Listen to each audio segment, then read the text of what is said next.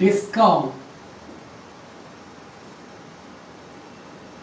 ఈ డిస్కౌంట్ అని చూడంగానే మనకి చాలామంది స్టూడెంట్స్కి ఏముంది సార్, మేము టీవీ పెడితే ఏ ఛానల్ పెట్టినా అందులో డిస్కౌంట్ వస్తుంది కదా సార్, మాకు తెలుసండి అండి. డిస్కౌంట్ అంటే తగ్గింపండి, 500 రూపాయలు చీర 400 రూపాయలండి, అదే కదండి డిస్కౌంట్ అంటూ ఉంటారు. కరెక్టే, కానీ డిస్కౌంట్లో 2 రకాల డిస్కౌంట్లు ఉన్నాయి.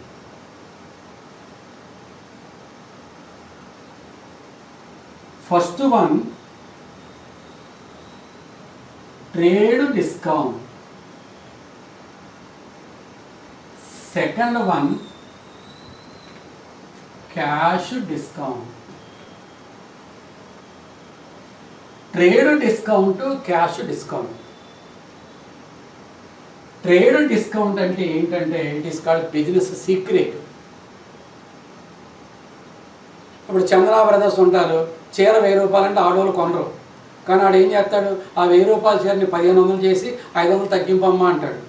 ఈ లేడీస్ అందరూ వెళ్ళి కొంటారు. అంటే ఎక్కువ చెప్పి తగ్గిస్తూ ఉంటారు. ఆడి ప్రాఫిట్ ఆడికి వస్తుంది. ఆడ ఆ చీర 600 కొన్నాడు, 1000 రూపాయలు అమ్మాలి అంటే ఆడికి చీర అమ్మితే 400 లాభం రావాలి, అది కరెక్టే. కానీ 1000 రూపాయలు అంటే ఎవరో కొనరు. ఆషాఢ మాసం డిస్కౌంట్ను, శ్రావణ మాసం డిస్కౌంట్ను దాన్ని 1500 చేసి 500 తగ్గిస్తాడు. అది మనకి సాటిస్ఫాక్షన్. కానీ ఆడికి లాసు కాదు, ప్రాఫిట్ కాదు, ఆడి ప్రాఫిట్ ఆడికి వస్తూ ఉంది. అలా వస్తువులు కొనేటప్పుడు కానీ అమ్మేటప్పుడు కానీ తగ్గించి అమ్మడం కానీ తగ్గించి కొనడం కానీ చేస్తున్నాం అనుకోండి, దాన్ని ట్రేడ్ డిస్కౌంట్ అంటారు. ఇప్పుడు మనం షర్ట్ ఉంది, 1500 చెప్పాడు, 300 డిస్కౌంట్ అన్నాడు. కరెక్టే, అది మామూలుగా 1200. ఇప్పుడు నిన్ను ఎవరైనా వచ్చారా, ఈ షర్ట్ ఎంత కొన్నావరా అంటే 1500 రూపాయలు, 300 లాభం అనకూడదు.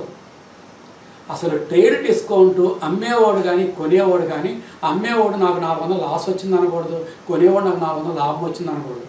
అది బిజినెస్లో సీక్రెట్. కస్టమర్ని అట్రాక్ట్ చేసుకోవడం కోసం ఎక్కువ చెప్పి తగ్గిస్తూ ఉంటారు. It is called trade discount. అది అమ్మినోడికి లాసు కాదు, కొన్నోడికి ప్రాఫిట్ కాదు. కాబట్టి ఆడు లాసు అని రాసుకోకూడదు, వీడు ప్రాఫిట్ అని రాసుకోకూడదు. ఆడ షర్ట్ ఎంత కమ్మానని రాసుకోవాలి, బుక్లో 1200 రాసుకోవాలి. వీడు ఎంత కొన్నాను అన్నాడంటే 1200 రాసుకోవాలి. అంతేగాని 1500 షర్ట్ని 1200 అమ్మాను 300 లాస్ అని ఆడు రాసుకోకూడదు. వీడు నాకు 300 ప్రాఫిట్ వచ్చింది వీడు రాసుకోకూడదు. ఇది పుస్తకాల్లో రికార్డు చెయ్యం. ఆ లాసు కాదు, ప్రాఫిట్ కాదు, కాబట్టి దాన్ని రికార్డు చెయ్యం. ఓకే, మరి రెండోది క్యాష్ డిస్కౌంట్. ఇది చాలా ఇంపార్టెంట్ డిస్కౌంట్.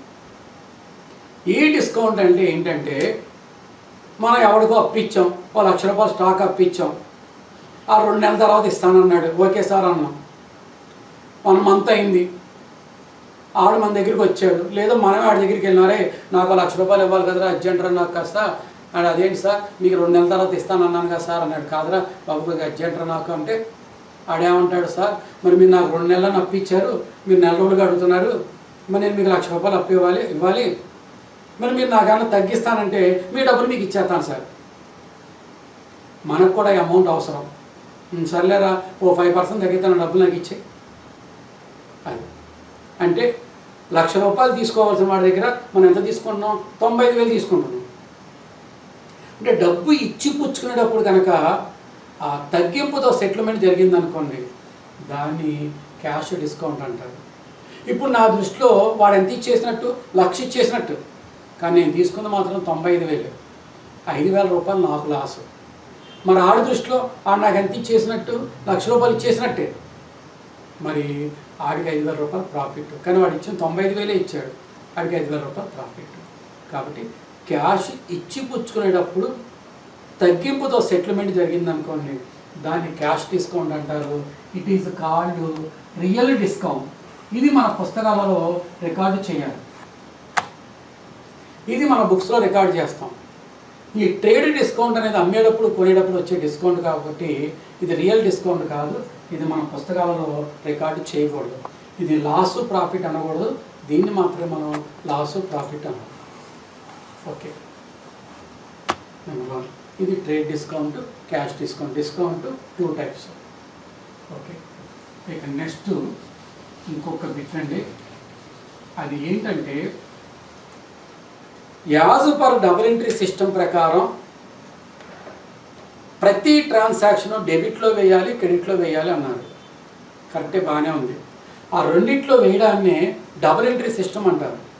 అంటే చాలామంది డబుల్ ఎంట్రీ సిస్టమ్ అంటే ఒక డెబిట్ ట్యాక్స్ పెట్టు, ఒక క్రెడిట్ ట్యాక్స్ పెట్టు. ఇందాక నుంచి మనం చెప్పుకున్న example Ram debit, cash credit అయిపోయింది, ఒక డెబిట్ ఒక క్రెడిట్. కానీ కాదండి, డబుల్ ఎంట్రీ సిస్టమ్ అంటే డెబిట్ క్రెడిట్, ఇది ఒక డెబిట్ అది ఒక క్రెడిట్ అని కాదండి. డెబిట్లో ఎంత వాల్యూ పడుతుందో క్రెడిట్లో కూడా అంత వాల్యూ పడుతుందని అర్థం. ఎగ్జాంపుల్గా ఒక కాటా తీసుకుంటాం, ఒక గిన్నెలో కేజీ రాయేస్తాం, ద్రాక్ష పళ్ళు కొంటాం, ఒక గుత్తేస్తాడు తక్కువ అవుద్ది, ఇంకో గుత్తేస్తాడు. అంటే అక్కడ 2 గుత్తులు వేసినా 3 గుత్తులు వేసినా ఆ 3 గుత్తుల యొక్క వెయిట్ అంతా కేజీ సమానంగా ఉండాలి. అంతేగాని సార్ ఇందులో ఒక రాయి వేసాం కాబట్టి అందులో ఒక గుత్తు వేయాలని కాదు. 3 గుత్తులు వేసినా 4 గుత్తులు వేసినా అది కూడా కేజీ సమానం అవుతుంది కాబట్టి ఇటు ఇటు ఈక్వల్గా ఉండాలి.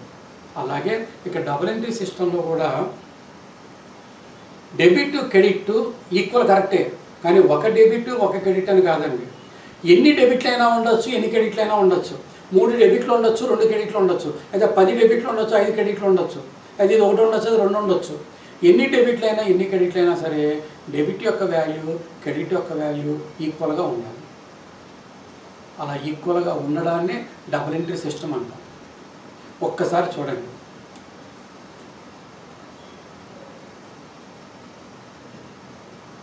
Amount due from Ramesh 50,000 but received 49,000 in full settlement. Ramesh అనేవాడి దగ్గర నుంచి మనకి 50,000 రూపాయలు రావాలి. కానీ అడొచ్చాడు, సార్ నేను మీకు 50,000 ఇవ్వలేను సార్, నాకు కొద్దిగా తగ్గితే మీ అమౌంట్ మీకు ఇచ్చేస్తాను సార్. సర్లే ఇచ్చారా, ఎంత తీసుకుంటున్నాను మనం 49,000 తీసుకుంటున్నాం. ఇక మిగతా 1,000 తర్వాత ఇస్తాడంటే ఎవడు, ఇంకెక్కడితో close, in full settlement. Okay, ఇప్పుడు దీంట్లో డెబిట్ క్రెడిట్లు చూడండి ఒక్కసారి మీరు ఎలా ఫైండ్ అవుట్ చేస్తున్నాం. ఫస్ట్ అసలు మనం ఎవరితో డీలింగ్ చేస్తామండి, రమేష్. ఇందాక నుంచి మీకు నేను చెప్పిన ఎగ్జాంపుల్స్కి ఈ అమౌంట్లో వేయలేదు, ఇది మీకు అర్థం అవడం కోసమని మీకు అమౌంట్లు వేసారు. ఇప్పుడు మనం రమేష్తో డీలింగ్ చేస్తున్నాం. ఇప్పుడు రమేష్ మనకి ఇస్తున్నాడా, మన దగ్గర తీసుకుంటున్నాడా, ఇస్తున్నాడు. So credit the giver Ramesh equal to credit. ఇప్పుడు మన దృష్టిలో రమేష్ 50,000కి 49,000 ఇచ్చినా 48,000 ఇచ్చినా ఫుల్ సెటిల్మెంట్ నిమిత్తం ఇచ్చేశాడు కాబట్టి మన దృష్టిలో వాడు ఎంత అమౌంట్ ఇచ్చేసినట్టండి, 50,000 క్రెడిట్. ఓకే, అక్కడ క్రెడిట్ దొరికేసింది. మరి అప్పుడు ఏమొస్తూ ఉందండి, మనకి క్యాష్ వస్తూ ఉంది. అంటే మన బిజినెస్లోకి ఒక అసెట్ వస్తూ ఉంది, క్యాష్ ఈక్వల్ టు డెబిట్. మరి ఎంత అమౌంట్ వస్తుంది మన బిజినెస్లోకి, క్యాష్ 49,000 వస్తూ ఉంది. అదేంటి sir, Ramesh credit 50,000, cash debit 49,000. మరి ఎప్పుడు కూడా డెబిట్ క్రెడిట్ ఈక్వల్గా ఉండాలన్నారు కదా, మరి ఇప్పుడు డెబిట్ క్రెడిట్ ఈక్వల్గా సరిపోలేదు ఏంటి సార్, వస్తుంది. మరి 50,000 రావాల్సిన వాడి దగ్గర మనం 49,000 తీసుకున్నాం. ఎందుకని, మన ఇష్టమయ్యి ఆ 1,000 రూపాయలు నష్టపోవడానికి ఇష్టమై మనం 1,000 రూపాయలు తగ్గింది తీసుకున్నాం. మరి ఇప్పుడు ఆ 1,000 రూపాయలు మళ్ళీ రేపు వస్తున్నాం మనకంటే, ఇక రేపు రాదు, ఇవాళ సెటిల్మెంట్ జరిగిపోయింది కాబట్టి ఆ 1,000 రూపాయలు మనకి తిరిగి రాదు. అంటే అడిగి మనం ఒక 1,000 రూపాయలు డిస్కౌంట్ వదిలేసాం కాబట్టి దాన్ని డిస్కౌంట్ అలౌడ్ అంటారండి. మరి మనం వాడికి 1,000 వదిలేస్తాం, it is one type of loss మనకి. కాబట్టి లాసెస్ ఎప్పుడు ఏం చేయాలి, మనం డెబిట్ చేయాలి. So discount debit. ఎంత అమౌంట్, 1,000. ఒక్కసారి క్లారిటీగా చూడండి, రమేష్ నుంచి మనకి 50,000 రూపాయలు రావాలి, కానీ మనం 49,000 రూపాయలు ఫుల్ సెటిల్మెంట్ నిమిత్తం తీసుకున్నాం. ఇప్పుడు ఆ జరిగినటువంటి ట్రాన్సాక్షన్లో డెబిట్ క్రెడిట్లు చూస్తే రమేష్ క్రెడిట్, ఎందుకంటే మనకి ఇస్తున్నాడు కాబట్టి. మన దృష్టిలో వాడు ఎంత ఇచ్చేసినట్టు, 50,000 ఇచ్చేసినట్టు. సెకండ్ వన్ క్యాష్ వచ్చింది డెబిట్, ఎంత అమౌంట్ వచ్చింది మనకి, 49,000. ఓకే, మరి డెబిట్ క్రెడిట్ సరిపోలేదు కదా సార్, సరిపోద్ది. మరి ఇప్పుడు 50,000 రావాల్సిన వాడి దగ్గర మన ఇష్టమైన 49,000 తీసుకుంటున్నామంటే ఆ 1,000 రూపాయలు మనకి లాస్కి పేరేమని పెట్టుకున్నాం, మనం వదిలేసుకుంటున్నాం కాబట్టి డిస్కౌంట్ అలౌడ్ అని పేరు పెట్టాం. మరి అది మనకి loss. Nominal account loss rule ఏం చెప్తోంది, debit all expenses and losses అన్నిటిని డెబిట్ చేయమని చెప్తోంది. Debit so 1,000 rupees. ఇప్పుడు చూడండి, 2 డెబిట్లు 1 క్రెడిట్. ఇప్పుడు ఎన్ని డెబిట్లు ఉన్నా సరే దానికి టోటల్ వాల్యూ ఎంత అయింది, 50,000. క్రెడిట్ యొక్క వాల్యూ ఎంత అయింది, 50,000. ఇది అసలైన ఒరిజినల్ డబుల్ ఎంట్రీ సిస్టమ్. అంతేగాని డబుల్ ఎంట్రీ సిస్టమ్ అంటే 1 డెబిట్ 1 క్రెడిట్ అనకూడదు. డెబిట్లకి ఈక్వల్గా ఏముండాలి, క్రెడిట్లు ఉండాలి. అవి ఎన్ని డెబిట్ ఎక్స్పర్ట్స్ అయినా ఉండొచ్చు, ఎన్ని క్రెడిట్ ఎక్స్పర్ట్స్ అయినా ఉండొచ్చు. దీన్ని మనం ఏమైనా పేరు పెడతా ఉంటే మనం కాంపౌండ్ ఎంట్రీ అంటారు. కాంపౌండ్ ఎంట్రీ,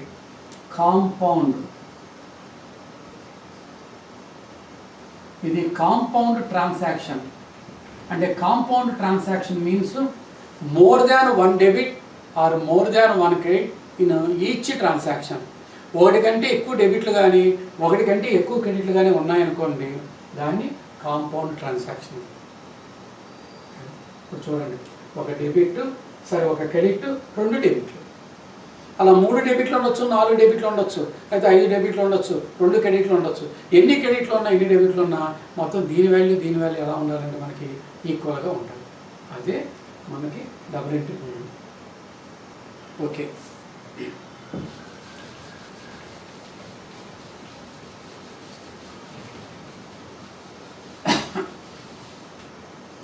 ఇక నెక్స్ట్ వన్, బిజినెస్లో జరిగేటువంటి మామూలుగా సేల్స్ కానీ పర్చేజెస్ కానీ జరిగేటువంటి ట్రాన్సాక్షన్స్ 2 రకాలుగా జరుగుతూ ఉంటాయి.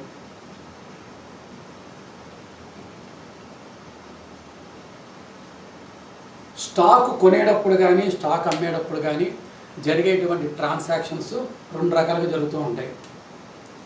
ఒకటి క్రెడిట్ ట్రాన్సాక్షన్, రెండోది cash transaction. Cash transaction, credit transaction.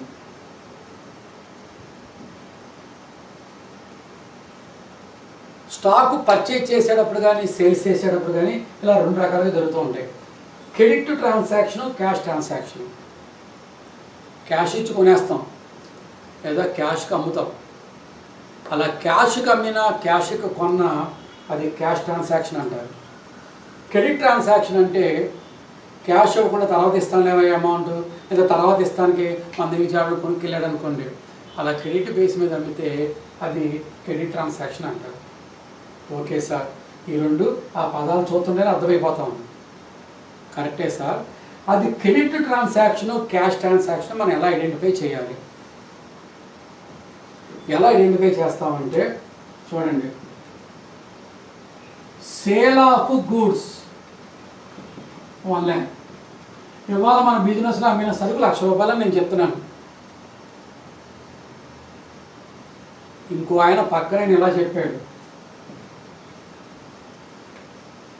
Goods sold to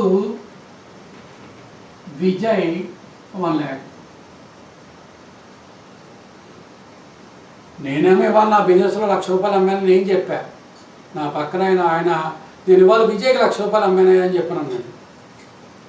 ఆడు చెప్పిన దానికి నేను చెప్పిన దానికి తేడా ఏంటంటే, నేను ఇక్కడ చెప్పా, ఎవరికి అమ్మానో చెప్పానండి, నేను చెప్పలేదు.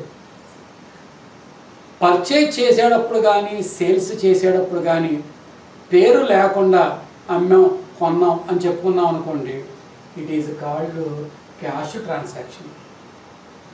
క్యాష్ ట్రాన్సాక్షన్లో అవతల వాడి పేరు మనకు అవసరం లేదు. అసలు వాడి పేరు అడిగినా మనం ఇప్పుడు చందనాకి వెళ్తున్నాం, బట్టలు కొంటున్నాం, మీ పేరు ఏంటి నీకు ఎందుకే అంటాం మనం. అసలు ఆడి పేరు మనకు అవసరం లేదు, మన పేరు ఆడికి అవసరం లేదు. కానీ ఎప్పుడైతే క్రెడిట్ ట్రాన్సాక్షన్ జరిగిందో కంపల్సరీగా ఆడి పేరు మనకు కావాలి. కాబట్టి ఇప్పుడు ఇక్కడ చూడండి, ఏమైనా మీరు ఎలా అమ్మేమంటే గూడ్ సోల్డ్ టు విజయ్ అండి, నేను విజయ్కి ₹1,00,000 అమ్మాను అని చెప్తున్నాడు. ఇక్కడ పర్టికులర్గా ఆయన ఏం చెప్తున్నాడు, ఇక్కడ విజయ్ పేరు చెప్తున్నాడు. ఎప్పుడైతే పర్చేజ్ చేసేటప్పుడు కానీ సేల్స్ చేసేటప్పుడు కానీ కంపల్సరీగా నేమ్ మెన్షన్ చేస్తామో అది క్రెడిట్ ట్రాన్సాక్షన్ అంటారు.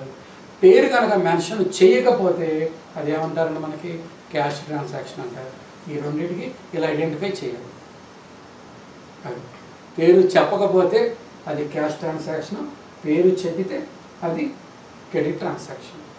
ఓకే, ఇక నెక్స్ట్ అండి, ఇప్పుడు మనం ఇప్పటిదాకా చెప్పుకున్నటువంటి దీనివల్ల మనకి ఏం తెలిసింది, అసలు జరిగినటువంటి ఇన్ఫర్మేషన్ని బుక్లో రాయాలి. ఎందుకు రాయాలి? అనేక కారణాలు అన్న, ఒకటంటూ నేను చెప్పలేదు, అనేక కారణాలు. ఒకటి, అసలు మనకి సంవత్సరంలో రిజల్ట్ ఏంటి? రిజల్ట్ అంటే బిజినెస్లో రిజల్ట్ ఏముంటుంది? Profit, loss. అసలు ఎంత ప్రాఫిట్ వచ్చింది, ఎంత లాస్ వచ్చింది, ఎవరికి మనం ఎంత అమౌంట్ ఇవ్వాలి, ఎవరి నుంచి మనకి ఎంత రావాలి, ఇవన్నీ తెలియడం కోసం మనం జరిగిన ట్రాన్సాక్షన్ అని ఒక బుక్ పెట్టి రాయాలి అన్నాం. అలా బుక్కులు పెట్టడాన్ని బుక్ కీపింగ్ అంటారు, అందులో రాయడాన్ని అకౌంటెన్సీ అంటారు. అది సింపుల్గా మీకు అర్థం అవడానికి. మరి ఆ రాయడానికి మనం ఇష్టం వచ్చినట్టు రాయడం కాకుండా దానికి ఒక చక్కటి సిస్టమ్ ఫాలో అవుతున్నాము.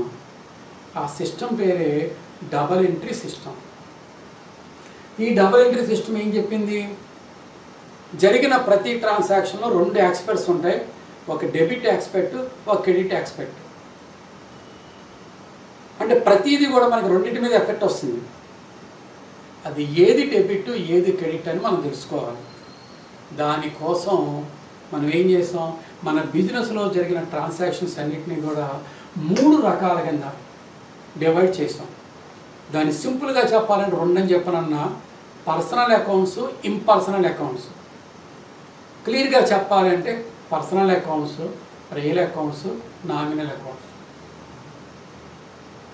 ఎవరితో ఏం డీల్ చేస్తే దాన్ని పర్సనల్ అన్నారు, రియల్ అన్నారు, నామినల్ అన్నారో చెప్పుకున్నాం. ఆ మూడింటికి కూడా 3 గోల్డెన్ రూల్స్ చెప్పుకున్నాం.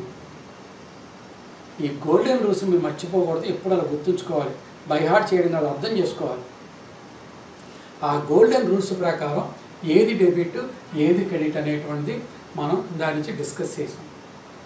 దాని చక్కగా క్లియర్గా రూల్ దగ్గర పెట్టుకుని జరిగిన ట్రాన్సాక్షన్లో రాము, ఎందుకు మన దగ్గర తీసుకున్నాడా, మనకి ఇచ్చాడా, క్యాష్ వచ్చిందా వెళ్ళిపోయిందా అని నీట్గా ఎక్స్ప్లెయిన్ చేసుకుంటూ మనం వెళ్తే ఈజీగా అర్థమైపోతుంది. ఆ తర్వాత కొన్ని పర్సనల్ అకౌంట్స్కి ఎగ్జాంపుల్స్ చెప్పా. పేరు కనిపించదు కానీ దాని వెనకాల ఉండేది పర్సనే, క్యాపిటల్. ఆడ పేరు కనిపిస్తలా కానీ క్యాపిటల్ ఆఫ్ రామ్, మన పేరుకు బదులు ఆడ రామని తీసేసి క్యాపిటల్ పెట్టారు. అలాంటి ఎగ్జాంపుల్స్ పర్సనల్ అకౌంట్స్ చెప్పారు. ఇవన్నీ కూడా ఇది part of personal representative personal accounts అవన్నీ. తర్వాత స్టాక్ గురించి చెప్పారు. స్టాక్ అని రాయకూడదా అంటే రాయకూడదని నేను అన్నాం, రాసుకోవచ్చు. రేపు మనం బుక్ తెస్తే బుక్ నిండా శ్రీరామే కనిపిస్తుంది. కాబట్టి స్టాక్ అని ఉంటే రేపు మళ్ళీ మనకు అర్థం కాదు. కాబట్టి దానికి వర్డ్స్ మార్చి కొంటున్నప్పుడు పర్చేజెస్ అని పేరు పెట్టాం, అమ్ముతున్నప్పుడు సేల్స్ అని పేరు పెట్టాం, అమ్మింది వెనక్కి వచ్చేస్తే సేల్స్ రిటర్న్స్ అని పేరు పెట్టాం, కొన్నది వెనక్కి పంపించేస్తే పర్చేజ్ రిటర్న్స్ అని పేరు పెట్టాం. తర్వాత డిస్కౌంట్ 2 రకాలని చెప్పన్నాను. ఒక డిస్కౌంట్ను పుస్తకాలు రికార్డు చేయకూడదు, ఎందుకంటే అది రియల్ డిస్కౌంట్ కాదు. మనం అమ్మేటప్పుడు ₹10 ఎక్కువ చెప్పిన తగ్గిస్తాం, అది మనకి లాస్ కాదు, అవతలకి ప్రాఫిట్ కాదు. అది జస్ట్ అలా విని ఊరుకుంటాం అంతే. అది పుస్తకాలు లాస్ ప్రాఫిట్ అని రికార్డ్ చేయకూడదు. మరి ఏ డిస్కౌంట్ మనకి లాస్ ప్రాఫిట్ అంటే క్యాష్ ఇచ్చేటప్పుడు తీసుకునేటప్పుడు డిస్కౌంట్తో సెటిల్మెంట్ జరిగిందనుకోండి, అది క్యాష్ డిస్కౌంట్ అంటాం, దాన్ని మనం రికార్డ్ చేస్తాం. ఓకే, తర్వాత సేల్స్ చేసేటప్పుడు కానీ పర్చేజ్ చేసేటప్పుడు కానీ క్యాష్కి జరుగుద్ది, క్రెడిట్కి జరుగుద్ది. అది క్యాష్కి జరిగిందా క్రెడిట్ జరిగిందా మాకు ఎలా తెలుస్తుంది సార్? దానికి చెప్పాను కదా, మనం ఎప్పుడైనా క్రెడిట్కి పర్చేజ్ చేసినప్పుడు కానీ క్రెడిట్కి సేల్స్ చేసినప్పుడు కానీ మస్ట్ అండ్ షుడ్గా పేరు వాడతాం. Sold goods to Vijay. Vijay పేరు చెప్పామంటే, లేకపోతే విజయ్ పేరు మనకెందుకు అవసరం, మన డబ్బులు ఇచ్చేసాడు అనుకోండి, ఆడి పేరు మనకు అవసరం లేదు. కానీ సోల్డ్ గూడ్స్ టు విజయ్ అని పర్టికులర్గా విజయ్ అని చెప్పామంటే విజయ్ గారికి మనం ఎలా అమ్మినట్టండి, క్రెడిట్కి అమ్మినట్టు. అలా కాకుండా సేల్ ఆఫ్ గూడ్స్ ₹1,00,000 అమ్ముకున్నాం సార్, పేరు చెప్పలేదు అంటే ఎలా అమ్మినట్టు, మనం క్యాష్కి అమ్ముకున్నాం. ఓకేనండి, బాగానే ఉంది, కరెక్టే సార్. డెబిట్ క్రెడిట్లు అన్నీ చెప్పుకున్నాం. ఓకే, అసలు ఇప్పుడు మన బుక్ కీపింగ్ అనేటువంటిది ఎలా స్టార్ట్ అవుతుంది, అది మళ్ళీ ఒక సపరేట్ టాపిక్. అది ఆ సపరేట్ టాపిక్లోకి వెళ్ళేమో దీని ఎండింగ్ దాని స్టార్టింగ్ పెట్టి ఆపేస్తాను. మన అకౌంటింగ్ ప్రాసెస్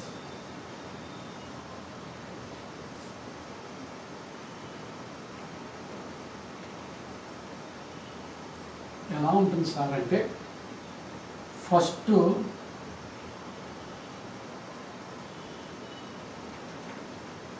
ఒక ట్రాన్సాక్షన్ జరగాలి. అసలు మనం బుక్లో పెన్ను పెట్టాలి అంటే అసలు ఒక ట్రాన్సాక్షన్ జరగాలి. ఆడెవడో వచ్చాడు మన షాప్కి, వస్తువు చూశాడు, ఎంత సార్ అన్నాం, ₹10, మళ్ళీ వస్తాను సార్ అన్నాడు, వెళ్ళిపోయాడు. ఏం జరిగింది అక్కడ, నీకు వాడికి ఏం జరగల. అది కాదు సార్, ఇవ్వండి సార్ అన్నాడు, డబ్బులు రేపు ఇస్తాను సార్ అన్నాడు, అయితే డబ్బులు ఇచ్చాడు. అక్కడ జరిగింది, ట్రాన్సాక్షన్ జరిగింది. కాబట్టి ఆ ట్రాన్సాక్షన్ జరగంగానే ఫస్ట్ మనం ఏం చేస్తామంటే ఒక బుక్ పెట్టి ఆ బుక్లో రికార్డు చేస్తాం. అది మన బిజినెస్లో ఉండేటువంటి ప్రప్రదమైనటువంటి బుక్. ఆ బుక్ పేరు, దాని పేరు ఏంటంటే అండి, మన అకౌంటెన్సీ భాషలో journal. It is called journal. మన అకౌంటెన్సీ స్టూడెంట్స్ అందరూ జర్నల్ అంటారు. అదే బిజినెస్ మ్యాన్ దగ్గరికి వెళ్తే జర్నల్ అంటే వాడు ఏదో కొత్త పదంలాగా అనిపిస్తుంది. వాళ్ళు వాడేది మనం వాడేది ఒకటే పదాలు, అంటే అర్థం ఒకటే, కానీ వాళ్ళు పదాలు డిఫరెంట్గా వాడతారు. వాళ్ళు దాన్ని డే బుక్ అంటారు.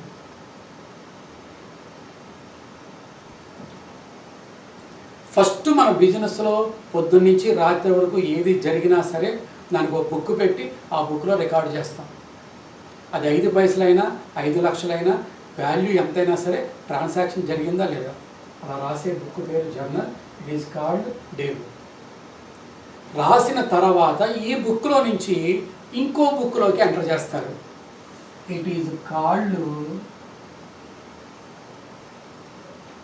లెడ్జర్. లెడ్జర్ మీన్స్ ఏంటంటే అందులో అన్నీ కూడా అకౌంట్స్ ఉంటాయి.